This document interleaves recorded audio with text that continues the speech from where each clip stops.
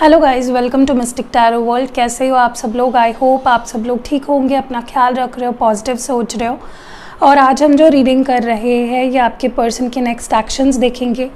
वो क्या एक्शंस ले सकते हैं, क्या उनका अगला कदम होगा, क्या उनके डिसीजंस होंगे, और ये सारी चीज़ें आपके लिए एडवाइस भी देखेंगे। तो करंट फीलिंग्स तो पहले देखेंगे, फिर उसके ऊपर बेस्ड उनके डिसीजंस क्या होंगे वो भी देखेंगे। सो चलिए चेक करते हैं उनकी एनर्जी किस एनर्जी में है, क्या सोच रहा है, क्या फील कर रहा है, क्या चाहते हैं। So let's start the reading. शुरुआत करते हैं। जनरल कलेक्टिव टाइमलेस रीडिंग है। सो जब कभी भी देखोगे ये वीडियो, अगर आपके सामने आती है और आप प्ले करते हो तो डेफिनेटली उस वक्त के सिचुएशन से कुछ ना कुछ चीज़ें मैच करेगी और आपके लिए गाइडेंस भी होगा।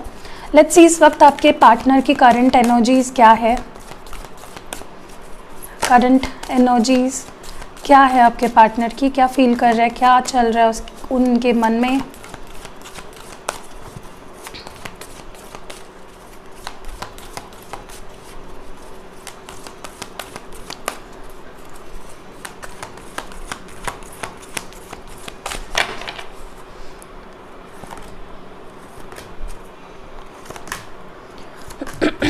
ओके तो 4 कार्ड्स हमने ले लिए हैं, चलिए देखते हैं।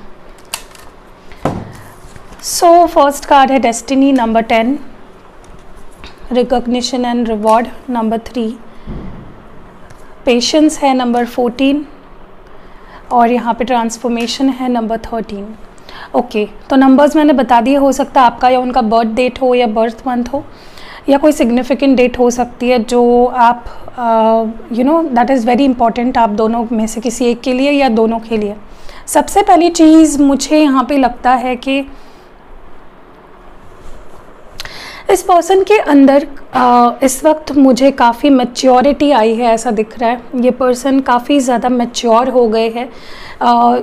मैच्योरिटी का कोई मतलब नहीं है इनके एज से, हम मैच्योरिटी की बात कर रहे हैं यहाँ पे।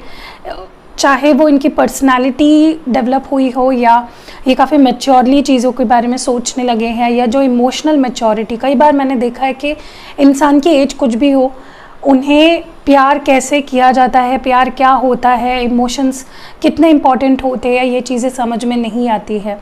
तो अगर आपके पर्सन के केस में ऐसा था जहाँ पे वो आपके इमोशंस को नहीं समझ पाते थे, वो पेशेंट नहीं थे बिल्कुल भी, वो अपनी गलतियाँ नहीं मानते थे, वो कहीं ना कहीं आपको और उनको अपने इस रिश्ते को ज़्यादा इम्पोर्टेंस नहीं दे पाते थे किसी वजह से, तो नाउ जो मुझे यहाँ पे नज़र आ रहा है वो ये है कि ये पर्सन काफ़ी ज़्यादा मैच्योर हो गए हैं।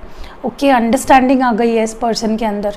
और मैं ऐसा नहीं बोल रही हूँ कि जो भी ये वीडियो देख रहा है सबके लिए ये है कि सभी मैच्योर हो गए, मे बी प्रोसेस में है, कुछ लोग यहाँ पे are in the process of maturing. दूसरी चीज़, मुझे आपके पर्सन के अंदर काफ़ी ज़्यादा ये एक पॉजिटिविटी आ गई है कि वो पर्सन काफ़ी पेशेंट हो गए हैं। चीज़ों को रुक कर उसके बारे में सोचना, पेशेंटली चीज़ों को जानना समझना, पेशेंस रखना। इस पर्सन के अंदर मे बी पहले पेशेंस बिल्कुल नहीं था, कुछ भी कर देना, कुछ भी बोल देना, हड़बड़ी करना, गलत डिसीजंस लेना, ये इस पर्सन का नेचर रहा है। लेकिन अब ये पर्सन काफ़ी पेशेंट हो गए हैं, शांत हो गए हैं, काम इनका जो ऑरा है या इनकी जो एनर्जी मुझे काफ़ी पीसफुल एंड काम नज़र आ रही है। हर मामले में ये पर्सन चीज़ों को वक्त देते हैं। अब ये पर्सन जब आपसे डील करेंगे तो ये आपसे काफ़ी पेशेंटली वे हैंडल करेंगे, काफ़ी पेशेंटली ये पर्सन आपसे इनका जो बिहेवियर रहेगा काफ़ी पेशेंट होगा। ठीक है। दूसरी चीज़, मुझे ऐसा भी लगता है कि इस पर्सन के लाइफ में या तो बहुत सारे चेंजेस आ गए हैं या आ रहे हैं, क्योंकि वो गुजर रहे हैं, कुछ ट्रांसफॉर्मेशन से गुजर रहे हैं, एंड बहुत बदलाव आ रहे हैं इस पर्सन के थॉट्स में भी और इनके बिहेवियर में भी। तो अब जब ये पर्सन आपसे डील करेंगे तो इनके अंदर बहुत चेंजेस आ गए होंगे। आप देखोगे कि ये पर्सन वो सेम नहीं है जिनसे आप पहले डील किया करते थे। अब ये पर्सन काफ़ी सोच समझ के चीज़ों को करते हैं, इमोशनल मैच्योरिटी आ गई है, पेशेंस आ गया है। मुझे ये भी लगता है कि देखिए, मे बी आपने इस रिलेशनशिप में बहुत ज़्यादा सहा है, बहुत ज़्यादा आपने कुछ चीज़ों को गिव अप किया है, सैक्रिफाइसेस किए हैं, बहुत सहा है आपने इस कनेक्शन में। तो अब वक्त आ गया है कि आपको जो भी आपने सैक्रिफाइस किया या जो सहा है आपने इस कनेक्शन में, आपको उसका रिवॉर्ड मिलने का वक्त आ चुका है ना। You will be rewarded. ठीक है, अब आप देखोगे कि आपने जितना पेशेंस रखा, आपने जितना सहा, आपने जितना टाइम दिया इस पर्सन को, जितना समझा इस पर्सन को, अब आपको उस चीज़ का रिवॉर्ड मिलेगा जो आपको हैप्पी करेगा, जो आपके लाइफ में हैप्पीनेस लाएगा, आपके रिलेशनशिप को बेटर करेगा। तो इनके अंदर जो भी बदलाव हो रहे हैं ना, वो बहुत ज़रूरी भी थे, एंड इनके लिए भी और आपके लिए भी बहुत अच्छे बदलाव आ रहे हैं इस पर्सन के अंदर। ओके, क्योंकि जब से इस पर्सन ने आपको छोड़ा या आपसे दूर गए, या जो सेपरेशन आप दोनों के बीच में आ गया, नो कांटेक्ट आ गया, इस पर्सन को समझ में आ गया कि चीज़ें हर वक्त उनकी तरह से नहीं हो सकती है, उनको झुकना पड़ेगा, सैक्रिफाइसेस उन्हें भी करनी पड़ेगी, उन्हें अपना ईगो साइड में रखना पड़ेगा। और मुझे लगता है कि स्पेशली जो लोग नो कांटेक्ट में है, सेपरेशन में है, ये सेपरेशन, ये नो कांटेक्ट पीरियड इस पर्सन के लिए बहुत पेनफुल रहा है। They have been through a lot, बहुत कुछ सहा इस पर्सन ने, बहुत कुछ फेस किया इस पर्सन ने, एंड इनको लगा कि अगर ये आपको छोड़ देंगे, आपको भूल जाएंगे और आगे बढ़ जाएंगे, लेकिन वैसा नहीं हुआ। All they got is pain, ठीक है, इनको पेन मिला, और इसके वजह से ही जब इंसान सब कुछ एक्सपीरियंस कर लेता है, तभी ही ये मैच्योरिटी, ये पेशेंस, ये अंडरस्टैंडिंग इस पर्सन के अंदर आई है। ओके, सो बहुत कुछ सहा इस पर्सन ने भी, इस वजह से ये पर्सन काफ़ी पेशेंट हो गए हैं, और अब ये ना आपको हर्ट करना चाहते हैं, ना खुद को हर्ट करना चाहते हैं, दिल, दोनों के दिल को और मन को संभालना चाहते हैं ये पर्सन, क्योंकि already they have been through hell. दूसरी चीज़ जो मैं यहाँ पे देख रही हूँ वो ये है कि देखिए, आपके जो प्यार है इस पर्सन को, इसी प्यार ने, इसी अंडरस्टैंडिंग ने, जो आपने इस पर्सन को दिया, जितना प्यार दिया, जितनी केयर करी, या जितना वक्त आपने इस पर्सन को स्पेस जो दी है ना, उसके बाद इस पर्सन के अंदर बहुत ही अच्छे चेंजेस आए हैं, ट्रांसफॉर्मेशन जो भी आए हैं इस पर्सन के अंदर बहुत अच्छे आए हैं। और आप इस पर्सन से और इस रिश्ते से अब बहुत सारी उम्मीदें रख सकते हो। ये कनेक्शन एक बहुत अच्छे पाथ पे जा रहा है, ट्रैक पे जा रहा है, और ये इसलिए हुआ क्योंकि आपने इस पर्सन को पूरा स्पेस दिया, आपने नीडी नहीं बने। ये उन लोगों के लिए मैं बोल रही हूँ जो बिल्कुल भी रोए धोए नहीं, नीडी नहीं बने, इस पर्सन को चेज़ नहीं किया है, तो स्ट्रॉन्ग पर्सन हो आप, और आपको उसका जो रिवॉर्ड है वो डेफिनेटली अभी मिलेगा। क्योंकि इस पर्सन ने पहले आपकी इम्पोर्टेंस नहीं समझी, आपके वैल्यू नहीं समझी, और अब ये पर्सन समझ रहे हैं आपकी वैल्यू। मुझे किसी किसी के लिए ऐसा भी लगता है इस पर्सन के करियर में कुछ छोटा सा एक सक्सेस इनको मिला है, जिसकी वजह से एटलीस्ट ये थोड़ा सा हैप्पी फील कर पा रहे हैं। तो ये अच्छे स्टेट ऑफ माइंड में आने का इनका एक और रीज़न भी हो सकता है कि इनको सक्सेस मिल रही है, स्पेशली अगर इन्होंने करियर के लिए आपको छोड़ा था।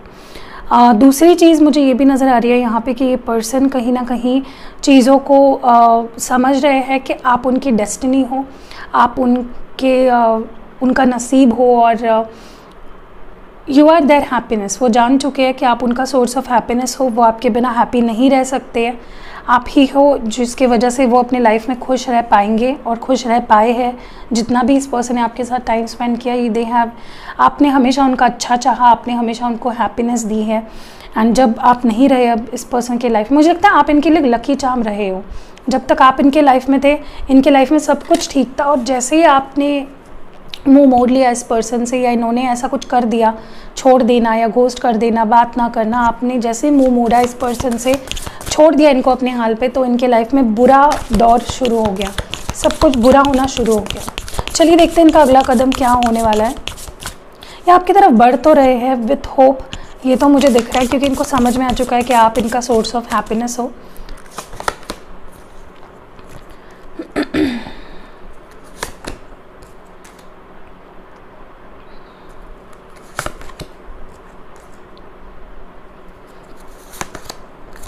एक बात मैं आपको बताती हूँ, ये पर्सन बहुत डर रहे हैं इस वक्त। इनको थोड़ा डर लग रहा है कि अगर इन्होंने अभी कोई एक्शन नहीं लिया, आपको मनाया नहीं, आपको जाने दिया, तो ये आपको हमेशा के लिए खो देंगे। क्योंकि ऐसा भी हो सकता है कि आपके लाइफ में, इनको लग रहा है आपके लाइफ में कोई आ गया है जो इन्फ्लुएंस कर रहा है आपको, आपके दिमाग में चीज़ें भर रहा है, या इनको आप पे भरोसा नहीं हो रहा है, कि मे बी इनको लग रहा है कि आपके लाइफ में आप इनको चीट कर रहे हो, या कुछ ऐसा इस पर्सन को डर लग रहा है। ओके, तो ये आपको गौर से देख रहे हैं, समझने की कोशिश कर रहे हैं, और यही इनसिक्योरिटी इनको आपकी तरफ खींच के लाएगी। मे बी आपने ऐसा दिखाया हो इस पर्सन को कि मेरे लाइफ में अभी मैं मूव ऑन हो गया हूँ या मूव ऑन हो गई हूँ, मेरे लाइफ में अब कोई और है, जो मुझे अपने लाइफ में रखना चाहता है। तो उस वजह से उस पर्सन के अंदर एक गुस्सा और फ्रस्ट्रेशन भर गया, और फिर भी इस पर्सन ने, मुझे लगता है, वो सब चीज़ें पता होने के बावजूद भी कोई गलत डिसीजन नहीं लिया, कोई गलत एक्शन नहीं लिया। सोच समझ रहे हैं, हील कर रहे हैं अपने आप को, going deep within themself, अपने आप को फील कर पा रहे हैं ये पर्सन, क्योंकि ये नहीं चाहते कि वो आपको किसी के लिए खो दे, वो आपको किसी के साथ जाने नहीं देना चाहते। चाहे आपके लाइफ में सच में कोई आया हो या ना आया हो, ये पर्सन तो बहुत डर रहे हैं, इनको इनसिक्योरिटी बहुत ज़्यादा हो रही है कि आप थर्ड पार्टी में चले गए हो, या आप चीट कर रहे हो, कोई और है जो अभी आपके लिए प्रोटेक्टिव हो गया है या आपके लिए लड़ेगा उनसे, ये डर उनके अंदर बैठ गया है। तो ये पर्सन आने वाले कुछ समय में, किसी किसी के लिए आने वाले 4 हफ्तों में या 4 दिनों में भी हो सकता है, ये पर्सन देखेंगे, सोचेंगे और आपसे कुछ क्लैरिफिकेशंस मांग सकते हैं। They will ask you some questions कि तुम्हारे लाइफ में क्या चल रहा है, तुम्हारे लाइफ में कौन है, क्या है, क्योंकि इस पर्सन को लिटरली, ये पर्सन मुझे लगता है कि जब से इनके दिमाग में ये चीज़ें चल रही है ना कि आपके लाइफ में पता नहीं कोई और आ गया होगा या आपको कोई और इम्पोर्टेंस दे रहा होगा, इनकी नींद हराम हो गई, इनका चैन खो गया है, कोई किसी भी काम में इनका मन नहीं लग रहा है, चाहे ये दोस्तों के साथ हो, चाहे ये कहीं भी हो, काम कर रहे हो, इनको आपकी याद आती है और इनको डर लगा रहता है कि पता नहीं आप क्या कर रहे होंगे।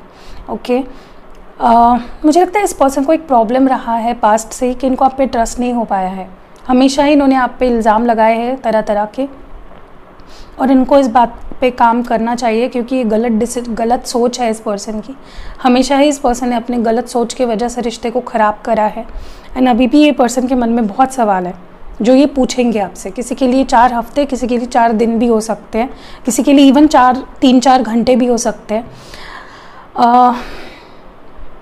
ऐसा भी हो सकता है ये अपने किसी दोस्तों के साथ है और किसी दोस्त जिनको आपके बारे में पता है, मे भी गलत कुछ भर दिया हो इनके दिमाग में कि वो तो आगे बढ़ गई है, उसके तो पास है कोई और अब वो जो तीसरा पर्सन है वो तुम्हें कहाँ खड़े होने देगा उसके लाइफ में। कुछ तो ऐसा उनके दिमाग में भर दिया है किसी ने। अच्छी बात है, क्योंकि उससे क्या हो रहा है ना, ये पर्सन एटलीस्ट एक्शन लेने के फॉर्म में आ गया है कि मुझे एक्शन लेनी है भाई, अभी मुझे दूर नहीं रहना है। ठीक है,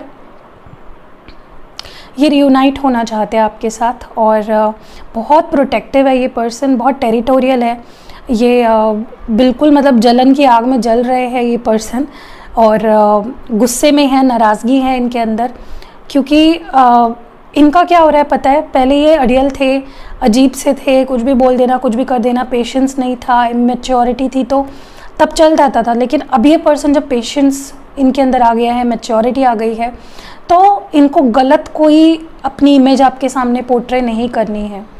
तो इनको जो भी करना है अभी सोच समझ के करना है, और ये करेंगे भी।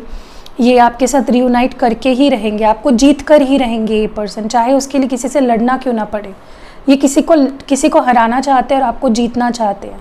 ठीक है, ये आपको किसी और के साथ नहीं देख सकते। काफ़ी टाइम से ये पर्सन आपको देख रहे हैं, इनके मन में बहुत जलन हो रही है।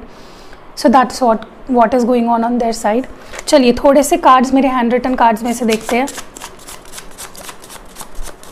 मेजर फीलिंग्स क्या है इस पर्सन की आपको लेकर इस वक्त। सबसे पहला है यहाँ पे, एडिक्शंस आर अफेक्टिंग रिलेशनशिप। तो या तो हो सकता है ये पर्सन गलत संगत में है जो इनको एडिक्शन की तरफ ले जा रहे हैं, गलत चीज़ें भर रहे हैं, रिश्ता ख़राब कर रहे हैं आप दोनों का। तो मे बी एडिक्शंस है इनको किसी तरह की जो इस रिश्ते को काफ़ी हद तक ख़राब कर रही है, अफेक्ट कर रही है। स्केयर टू फेस, तो इनको आपको फेस करने से डर लग रहा है। देखिए कैसे होता है ना, जब इंसान खुद छोड़ के चला जाता है, डंके की चोट पे बोलता है कि मैं वापस नहीं आऊँगा, तो मेरे पास मत आना, ये वो, तो मुंह के बल गिर जाता है, तो वापस आना थोड़ा सा मुश्किल ही हो जाता है। तो ये आपको फेस करने से डर रहा है, या इनकी कोई गलतियाँ ऐसी रही हो जो माफ़ी के लायक नहीं है। सॉरी, तो ये आपसे सॉरी बोल रहे हैं, माफ़ी मांगना चाहते हैं आपसे किसी बात को लेकर। नेक्स्ट यहाँ पे जो कार्ड है वो है फ्रेंडशिप्स अफेक्टिंग रिलेशनशिप। या तो इनकी कोई ऐसे दोस्त है जो गलत है, गलत संगत में पड़ गए हैं, गलत राय लेते हैं और अपने दिमाग का इस्तेमाल नहीं करते हैं और रिलेशनशिप ख़राब कर लेते हैं। ठीक है, अंडरस्टूड योर वैल्यू, तो इनको आपकी वैल्यू समझ आ गई है, ये समझ चुके आप कितना इम्पोर्टेंट हो इनके लिए। नेक्स्ट आपके लिए जो कार्ड है वो है लॉस्ट विदाउट यू। तो आपके बिना ये पर्सन इनकम्प्लीट और अकेला सा महसूस कर रहे हो। और आखिरी कार्ड जो है रेडी टू कॉम्प्रोमाइज़। तो आपके पहले ये पर्सन कॉम्प्रोमाइज़ नहीं करते थे, झुकते नहीं थे, माफ़ी नहीं मांगते थे, लेकिन अब ये आपके लिए कॉम्प्रोमाइज़ करने के लिए रेडी है। ठीक है, चलिए आपके लिए एडवाइस भी देख लेते हैं कि आपको क्या ध्यान रखना है, क्या करना है। लेट्स सी क्या एडवाइस है आपके लिए। एंजल्स प्लीज़ गाइड करें कि हमारे जो व्यूअर है उनके लिए एडवाइस क्या है, क्या ध्यान रखना है उन्हें।